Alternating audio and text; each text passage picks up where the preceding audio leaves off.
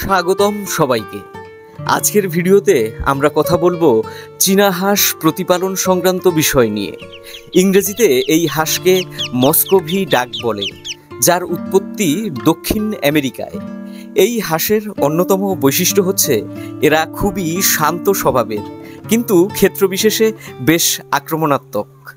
এই হাঁস খুবই দ্রুত বড় হয়, ডিম দেয় এবং বাচ্চা উৎপাদন করে। চীনা হাঁস সুস্বাদু মাংসের জন্য খুবই জনপ্রিয়। মস্কোভি হাঁস প্রতিপালন খুবই সহজ এবং লাভজনক। আজকের পর্বে আমাদের আলোচনার মূল বিষয় কিভাবে এই হাঁস সঠিকভাবে প্রতিপালন করা যায়, তাদের খাবার কেমন হওয়া উচিত এবং কোন কোন রোগে এরা আক্রান্ত হয় ও সেই রোগের বিজ্ঞানসম্মত ও ঘরোয়া প্রতিকার। আপনি যদি চীনা হাঁস পালন করতে চান কিংবা করছেন, তাহলে ভিডিওটি আপনার জন্য। আসসালামু আলাইকুম হুজুর। ওয়ালাইকুম আসসালাম। ভালো আছেন ভাইজান? জি ভাইয়া, ভালো আছি। আপনি কেমন আছেন? আলহামদুলিল্লাহ ভালো আছি। আচ্ছা হুজুর, অনেক দর্শক বন্ধু আছে যারা বারবার করে বলে যে আমাদের দ্বীন ইসলাম হুজুরের ঠিকানাটা আপনি একটু আমাদের দর্শকদেরকে আপনার ঠিকানাটা বলে নিন আগে, সবার আগে। এটা হচ্ছে আমার ময়মনসিংহ জেলা হালুয়াঘাট উপজেলা বাগাইতলা গ্রাম। ময়মনসিংহ যে জায়গা থেকে আসুক হালুয়াঘাট আসতে হবে আগে, হালুয়াঘাট থেকে পরে বাগাইতলা, বাগাইতলা বাজারের সাথে। হাঁস জঙ্গলের ভিতর দিয়ে ঘুরছে না? জি। এই ঘরটা কি তৈরি করেছেন নাকি? এটাই যে বাহিরে যে ক্ষেত লাগাই এলেছিল তো সব, হ্যাঁ। পরে দেখা গেছে খেতে গিয়ে ক্ষেত নষ্ট করে ফেলা, কিছুক্ষণ আটকে হয়েছে। ও, এখন তো বন্ধে আবার ধান ধান লাগানো হয়েছে, এই জন্য সমস্যা ইদানিং একটু সমস্যাই। কারণ দেখা গেছে সার বিষ দিতেছে, কালকেও বিষ দিছে। হাঁস তো খালি এদিক সেদিক, আমি তো সাইডে পারি সবসময়। রানিং একটা হাঁস জি সর্বোচ্চ কতদিন রাখা যেতে পারে? কতদিন সে ডিম বাচ্চা তোলে একটা রানিং হাঁস? একটা রানিং হাঁস যদি আল্লাহ বাঁচায় রাখে 5-6 বছর এবং 10 বছরেও কোনো কিছু হয় না, সে রানিং ডিম বাচ্চা করতেই থাকে। আচ্ছা, ওই যে গ্যাপ দেয়, এই যে আমার দুইটা এখন গ্যাপ দিতেছে, পাক ঝাড়তেছে আর কি, ওই বছরে একবার গ্যাপ দেয় আর কি। ক্ষেত্র বিশেষে আমরা লক্ষ্য করছি যে বিভিন্ন সময় আমরা দেখেছি হাঁস ধারাবাহিকভাবে হয়তো ডিম দেয় না, কিংবা কিছুদিন দিল, তারপরে একটা তুলনামূলকভাবে অনেক বড় গ্যাপ দেয়। আর আপনি যেটা বললেন যে দেখা যায় যদি সেরকম ভালো হয় তাহলে 8-10 বছর রানিং চলতেই থাকে, কিন্তু যদি না চলে সেক্ষেত্রে কি করণীয়? এখানে বিষয়টা হচ্ছে প্রথম থেকে যদি হাঁসটারে ভালোভাবে ট্রিটমেন্ট করা হয়। হ্যাঁ, যেরকম দেখা গেছে গ্রাম অঞ্চলে যারা পালে পালার মধ্যে আপনার দেখা গেছে হাঁসের একদিনও কৃমি ডোজ করায় না, কিন্তু হাঁস যত হয় কৃমি ডোজ না করালে এটার ভিতরে গিয়ে একসময় কৃমি একটা বাসা বানায় নেয়। যখন বাসাটা বানায় নেয় তখন কিন্তু হাঁসের ভিটামিন সবগুলা চুষা কৃমি খেয়ে ফেলে। তখন ওই যে ডিম উৎপাদন হয় না, হাঁস ভালো থাকে না, তখন ডিম পারেও না। এটা শুরু থেকে যদি ট্রিটমেন্ট করা যায় তাহলে 5-10 বছর একটা হাঁস যদি আল্লাহ বাঁচায় রাখে আর কি, মৃত্যু যদি না হয়, তাহলে ডিম বাচ্চা করা কোনো ব্যাপার না।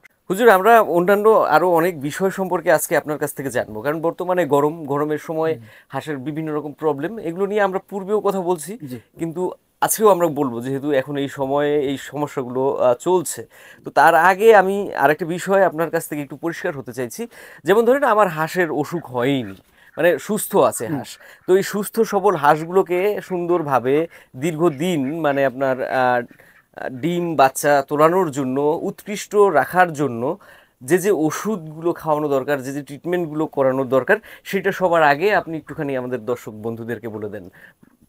এখন বিষয়টা হচ্ছে আপনার যখনই যদি বাচ্চা থেকে সে পালে, হ্যাঁ, বাচ্চা থেকে, এটা পালার আগেও বলছি, আবারও বলে দিচ্ছি, সেটা হচ্ছে বাচ্চা ফুটার পরে আপনার লাইসোবিট দিবে, এভাবে ধারাবাহিকভাবে 3 দিন বা 5 দিন পরে আপনার থায়াবিন, জিঙ্ক এগুলো খাওয়াবে। অ্যান্টিবায়োটিক ওই যে নাভি শুকানোর জন্য নিউমিসেপ আছে বা ডক্সিবেট, যে কোনোটা দিতে পারে।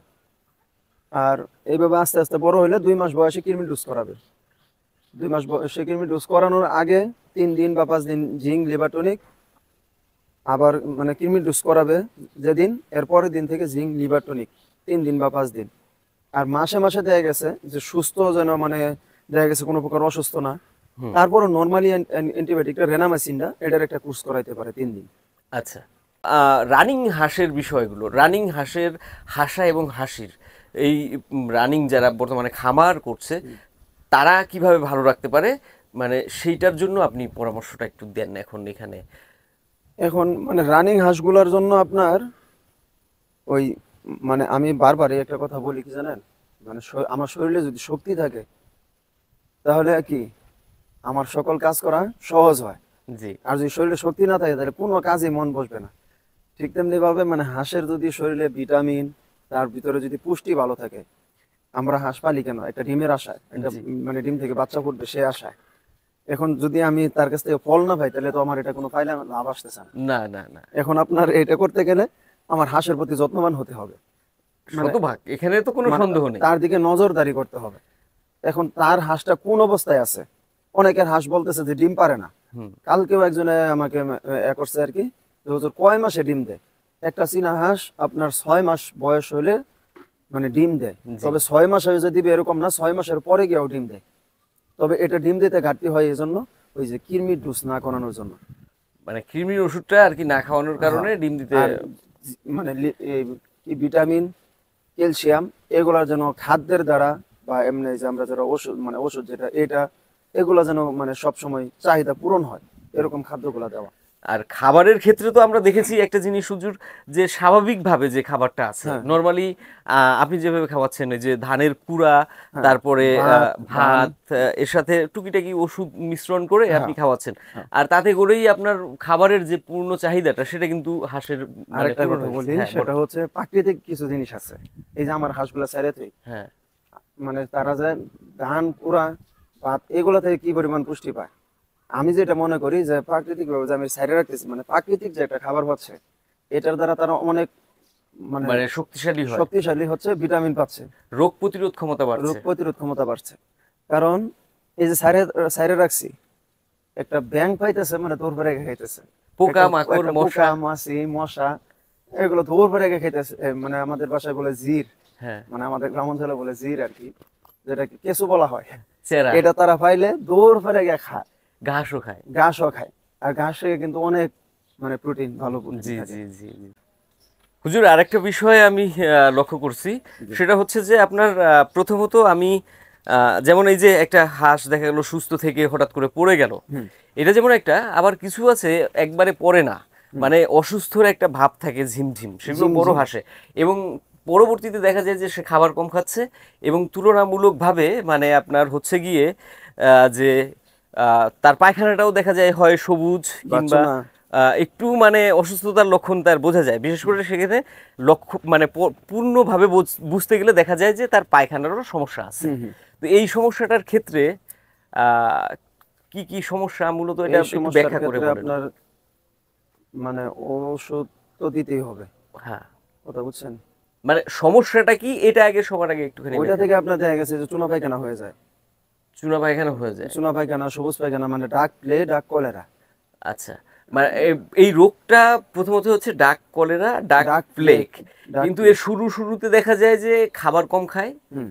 ঝিমঝিম করে, ঝিমঝিম করে চোখ গুলা হয়ে গেছে, আবার মাথা পায়খানা, মাথা ঘুরাইতেছে, তাহলে এটা বুঝতে হবে এটা ডাক প্লেগ হয়ে গেছে। আর দেখা যায় যে অনেক ক্ষেত্রে পায়খানাটা সবুজ কিংবা সবুজ। অন্য কালার তবে দেয়। আসলে বিষয়টা হচ্ছে এইখান থেকে হাঁসগুলা বাঁচানোটা টাফ। মানে খুবই কঠিন। কারণ আমার যদি হয় মানে দেখা গেছে যে এই মানে 95% এই টিকবে না আর কি, টিকে না। এমন অবস্থা। তারপর আলহামদুলিল্লাহ আবার ভালোভাবে যদি ট্রিটমেন্ট করতে পারে অনেকের গুলা টিকে।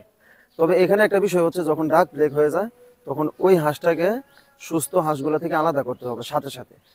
ওই হাঁসের খাবারের পাত্র বা এই যে পায়খানা মানে তার সাথে যেন কোনো রকম না মিশতে পারে, অন্যান্য গুলো মানে ওটার মাধ্যম সুস্থ দিয়ে করে কোনোভাবে সংক্রমিত না না হয়, হয় আর না কি, হয়। এটাই তো সুস্থ করার মানে পদ্ধতি কি আছে যদি একটু বলেন হুজুর এই ক্ষেত্রে। এই অবস্থা যদি হয় চুনা পায়খানা, হ্যাঁ আপনার সবুজ পায়খানা, এই মানে পা পড়ে গেছে, জি। তাহলে এই যে এগুলোর জন্য আপনার সিপ্রুভেট, সিপ্রো এভেট, সিপ্রো এভেট এবং হাইকুমক্স, হাইকোমক্স। হ্যাঁ এই দুইটা ওষুধ একসাথে দিবে এবং সাথে দিবে ফাস্টভেট, আচ্ছা যেটা আর কি ওই জ্বরের জন্য। আচ্ছা মানে এগুলোর সাথে জিঙ্ক দিতে পারে, আবার লাইসোবিট দিতে পারে, একসাথে মিশাইয়া এগুলা খাওয়াবে। তবে পরিমাণ হচ্ছে আপনার পাউডার যদি হয়, এই ওষুধের পরিমাণটা আমি বলে দিই কারণ ওষুধের পরিমাণটা অনেকে হ্যাঁ গুরুত্বপূর্ণ, মানে বারবার মানে এগুলা নিয়ে জিজ্ঞেস ফোন করে। দেয়। হ্যাঁ, ওষুধের পরিমাণ হচ্ছে মানে পাউডার জাতীয় যে ওষুধগুলো আছে মানে হাঁস মানে হাঁসের জন্য, হুম এই পাউডার জাতীয় ওষুধগুলা 1 থেকে 1.5 গ্রাম। যদি হাঁস স্বাভাবিক থাকে তাহলে 1 গ্রামে 1 গ্রাম পাউডার 1 লিটার পানিতে। আর যদি অতিরিক্ত মানে একটু দেখা গেছে অসুস্থতা বেশি, তাহলে 1.5 গ্রাম ব্যবহার করবে। জি। কথা বুঝছেন? আর যদি সিরাপ হয়, ওষুধটা যদি মানে তরল জাতীয় সিরাপ হয়, তাহলে দেখা গেছে ওইটা 1 মিলি 1 লিটার পানিতে, বা 1.5 মিলি, বেশি অসুস্থ হয়ে গেলে 1.5 মিলি। জি। মানে এই হচ্ছে নিয়ম। আর আরেকটা বিষয় হচ্ছে যে সকল ওষুধগুলো একসাথে দিতে পারবে কিনা। এই যে সিপ্রোভেট, হাইকোমক্স আর হচ্ছে লাইসোবিট, ফাস্টবেট, এটি একসাথে দিয়ে খাওয়াতে পারবে। মানে 1 লিটার পানিতেই মানে 4-5 বোতলের ওষুধগুলো দিতে পারবে। তো হুজুর, গরমের ভেতরে তো আপনার কুচে বসা হাঁসের একটা ব্যাপার থাকে, হ্যাঁ। কিছু হাঁস তো কুচেও থাকে। হ্যাঁ, অবশ্যই। তো এই কুচে বসা হাঁসগুলোর মানে কে সুস্থ রাখার জন্য আমি আপনার পরামর্শ চাইছি, আমাদের দর্শকদের যাতে সুবিধা হয় সেই জন্য। কুচে রাখা হাঁসগুলোর জন্য আপনার, আমারও কিছু হাঁস কুচে আছে এখন। তবে আমি বারবারই বলি, যখনই হাঁসটা কুচ থেকে বের হয় মানে খাবার খাওয়ার জন্য, তারা সর্বোচ্চ 2 বার বের হয় দিনে, কারোটা 3 বার বের হয়। তাহলে বের হওয়ার সাথে সাথে যেন খাবারটা পায়, এবং খাবারের সাথে সাথে ওই যে আমি যে স্যালাইনের কথা বললাম, আমি যে স্যালাইনটা ব্যবহার করতেছি ওটা হচ্ছে ইলেকট্রোমিন স্যালাইন বা গুকুলাইট, যে কোনো একটা ব্যবহার করতে পারে। তাহলে এইগুলো আপনার ওই স্যালাইনের মানে স্যালাইনটাও তাকে মানে দেওয়া, যদি এভাবে সে ধারাবাহিকভাবে খাওয়াতে পারে, আশা করি সুস্থ থাকবে ইনশাআল্লাহ। আচ্ছা, একটু আপনার কুচে বসা কয়েকটা হাঁস সম্ভবত আছে, হ্যাঁ, একটু আমাদেরকে যদি দেখান জি, না আচ্ছা। কিভাবে রাখছেন সেটা, তাহলে আমাদের দর্শকদের ভালো হয়, তাই না? জি এই ঘরের ভেতরেই রেখেছেন, তাই না? জি জি। আচ্ছা, বর্তমানে তো আছে বোধহয় অল্প আছে কুচে, না? হ্যাঁ, মানে কুচে আছে হলো 4টা। 4টা। হ্যাঁ, এই একটা। এই একটা আছে। আচ্ছা আচ্ছা, এটা কতদিন হয়েছে? এটা আপনার বেশি দিন না, এটা এই যে কয়েকদিনের মধ্যে বের হবে, এটা ও, সময় কাছে বের হওয়ার সময় হয়ে গেছে। হ্যাঁ। হ্যাঁ। আবার ওই পাশে। আচ্ছা, এই পাশেও রয়েছে। জি, এই পাশে এই যে দেখেন, গরমের কারণে কিন্তু উইটা দাঁড়ায় রয়েছে। মানে এখন বসতে পারতেছে না গরমে। হ্যাঁ, গরমের কারণেই উইটা দাঁড়ায় রয়েছে। বুঝতে পারছি। তবে এই সমস্যাটার লাগে অনেকে আমাকে ফোন দিছে, এটা কোনো মেজর কোনো সমস্যা না। এটা সমস্যা না, আমিও দেখছি যে আমার বাসায় যেটা বর্তমানে কুচে আছে, অতিরিক্ত গরমে সে কিন্তু 2 বার না বেরিয়ে পড়ে বারবার। হ্যাঁ, এটা কোনো মেজর কোনো সমস্যা না, কারণ এটা আপনার দেখা গেছে গরমে সে মানে ওইভাবে, কারণ নিচে দাও গরম, উঠে দাও গরম, কারণ ডিম আপনাদের এটা দেখেন অনেক গরম। না, গরম তো সে তো ওম দিয়ে ডিমগুলোকে ফোটানোর জন্য গরমই করতেছে। হ্যাঁ, ডিমটা কিন্তু গরম। মানে গরম করেই তো সে ফোটায়, তো তার সব দিক দিয়ে চাপ গরমের, তো সেক্ষেত্রে এবার এটা বসাইছি, এটা বসাইছি মুরগি দেয়া, মুরগি ওইটা আর কি, এটা জন্য নেমে গেছে, এটা আসছে, এই যে ওইখানে এসে পড়ছে, না? আচ্ছা আচ্ছা এটা বাইরে গেছে খাওয়া। আচ্ছা। তো এই ক্ষেত্রে মানে আপনার এখানে ওই যে কুচে বসা হাঁস যেখানে রয়েছে, সেখানে কি পাখা ঢাকার ব্যবহার করা যায়? পাখা ওই যে আমি একটা এনে দিয়ে রাখছি আর কি, ছোট একটা পাখা আছে। মানে এটা কি ব্যবহার করা যায় হুজুর? মানে হ্যাঁ, আমার প্রশ্নটা ছিল মানে এটাই যে, দিনের বেলা ব্যবহার করতে পারে। কারণ আমার কথাটা একটুখানি আপনি একটু বোঝার চেষ্টা করেন যে, যেহেতু কুচে বসলে পরে সেখানে ওম দিয়ে ডিমটাকে গরম করছে, সেক্ষেত্রে যদি আপনি পাখা চালান তাহলে ওটা ঠান্ডা করবো, এক্ষেত্রে মানে কি সরাসরি যেন মানে ওইভাবে ডিমের উপরে মানে বাতাসটা না পড়ে, মানে ভেতরকার পরিবেশটাকে যদি একটু মানে মানে একটু শীতল রাখে, শীতল রাখে, মানে একদম ভ্যাপসা গরমের পরিস্থিতি তৈরি না করে, তাই তো? আচ্ছা আচ্ছা, বুঝতে পারছি। আচ্ছা, ঠিক আছে হুজুর, আরেকটা ধন্যবাদ। জিনিস আপনাকে দেখাই। হ্যাঁ, বলেন বলেন। মানে চীনা হাঁস এইটাও নিয়ে অনেক সময় মানে অনেক প্রশ্ন করে, সেটা হচ্ছে মানে বাসা দিয়ে রাখছে কিন্তু ওইখানে ডিম পারে না, আচ্ছা মানে আলাদা জায়গায় গিয়ে ডিম পারে। আমি কিন্তু খেয়াল করছিলাম না, ওই মানে এক চিপায়, আচ্ছা, বুঝছেন, এই যে এখানে ডিম পারে রাখছে। ওই ভেতরে, হ্যাঁ, ওই চিপার ভেতরে, ওই এই যে এখানে। ওই নিচে ডিম পেড়ে রাখছে। হ্যাঁ, এই যে এখানে। মানে এখানে যে ডিম পারছে, আমি এখানে বাসাও দিতে পারবো না এখন এখান থেকে, আপনার এই জন্য আগে থেকে বাসা দিয়ে রাখতে হয়। আগে থেকে বাসা দিয়ে রাখতে হয়। আগে থেকে বাসা দিয়ে রাখতে হয়, যে আমার বাসা ফিল আপ হয়ে গেছিল, তো মানে একটা যে ওইখানে গিয়ে ডিম পারছে, এটা আমি দেখিনি। আচ্ছা, কিন্তু এটাকে যদি ওই যে এটা ওইখানে ডিম পারছে, এটারে আমি আলাদা জায়গায় যদি কুচে বসাইতে যাই, তাহলে কুচে বসবে না, ঠিক আছে, ওইখানে একটু সমস্যা হবে। হ্যাঁ, ওইখানে একটু সমস্যা হবে। এই সমস্যার অনেকে সম্মুখীন হয়, আচ্ছা, যে আমার হাঁস তো কুচে বসতেছে না। তাহলে পরামর্শ হলো যে যেখানে ডিম পারে, যদি ওইরকম জায়গা থাকে, তাহলে ওইখানেই কুচে বসায় দেওয়া। আর সবচাইতে মানে যেটা আমি মনে করি যে পারফেক্ট হচ্ছে, যখন আপনার হাঁসটা ডিম পাড়ার মতো পরিস্থিতিতে থাকবে, তার আগেই তাকে সুন্দর একটা বাসা দেওয়া, যাতে করে সে ভুল ডিম পাড়ার জন্য কি এক জায়গায় মানে বসতেছে, প্রথম প্রথম এদিক সেদিক যাইতেছে, তখন মানে ওইটা ধরে আইনা ওই বাসায় সুন্দর মতো তার ডিম পাড়ার জায়গাটা তৈরি করে দেওয়া, তাহলে কি হবে, সে ভুল জায়গায় গিয়ে ডিম পারবে না, তাই না? আচ্ছা আচ্ছা হুজুর, আমরা জানতে চাইছিলাম যে বাচ্চা যারা এই মুহূর্তে প্রতিপালন করছে কিংবা বাচ্চা যারা কিনছে, তারা কিভাবে বাচ্চাটাকে প্রতিপালন করবে, আপনি সে বিষয়টা সম্পর্কে একটু বিস্তারিতভাবে আমাদের দর্শক বন্ধুদেরকে তথ্য দেন। কি কি করণীয়, মানে ওষুধ খাওয়ানো কিংবা ওষুধ ছাড়া যদি তারা একদম স্বাভাবিক খাবার খাইয়ে ভালো রাখতে চায়, কিভাবে সেটা রাখতে পারে বাচ্চাকে? এখন বাচ্চাগুলোকে আপনার ওই যে প্রথমে লাইসোবিট দিবে। এটা তো কমন, মানে লাইসোবিট দিতেই হবো, জি, তাই না? লাইসোবিট বা মানে লাইসোবিটের সাথে আরেকটা হচ্ছে কালো ভিড়, ওটা আগেও বলছিলাম এক সময়। কালো ভিড়, হ্যাঁ, আচ্ছা, এটা কি কিভাবে? এটা আপনার 1/2 গ্রাম 1 লিটার পানিতে। 1/2 গ্রাম 1 লিটার পানিতে, মানে পানির সাথে মিশ্রণ করে খাওয়াবে মিশ্রণ করে, শুধু পানিও দিতে পারে বা ওই যে খাদ্য দিলে দেখা গেছে ফিড দিলে ওটা মানে ওইটা ওই পানি দিয়া ওই খাদ্যগুলা ভিজাই দিতে পারে। জি, এটা বুঝছেন? আচ্ছা। পরে আপনার ধারাবাহিকভাবে এই যে থায়াবিন 7 দিন থেকে 10 দিনের মধ্যে থায়াবিন দিতে হবে। থায়োবিনটা খাওয়ানোর নিয়মটা কি? 1 গ্রাম 1 লিটার পানিতে। 1 গ্রাম 1 লিটার, ওটাও লিকুইড ওষুধ? মানে তবে আবার এখানে আরেকটা বিষয় বলি, অনেকে থায়াবিন পায় না, থায়োবিন পায় না? কিন্তু থায়াবিনের মানে যে কাজ B3, আচ্ছা বিটা 3 আর হচ্ছে নিউরোবিক্স, আচ্ছা, মানে এই 4টা ওষুধ কিন্তু একই। একই, যে যেটা পায় ওইখান থেকে ওইটা কিনে নিবে, সমস্যা নেই। সমস্যা নেই, তাই তো? আচ্ছা আচ্ছা আচ্ছা, মানে এগুলো তো কমন ওষুধের খাবারের কথা বললেন, কিন্তু বাচ্চাদের খাবার কি খাওয়ানো উচিত, মানে খাবার ছোট আপনার বাচ্চাদের? ছোট বাচ্চাকে বাচ্চা যখন ছোট থাকে, জি, বুঝছেন, হ্যাঁ, তখন আপনার ওই যে মানে ব্রয়লার যে ফিট আছে, জি, মানে ভালো মানের, হুম, ওইটা দিতে পারে। ব্রয়লার ফিট দিলে মানে ছোট যখন থাকে, বেশি ছোট? মানে একবারে যখন ছোট থাকে। আচ্ছা, তবে প্রাথমিক অবস্থায় আমি তো করি হলো মুড়ি খাওয়াই, বুঝছেন? মুড়ি, মানে 2 দিন মুড়ি খাওয়াই আর কি, যখন বাচ্চা ফুটা বের হয় 2 দিন মুড়ি খাওয়াই।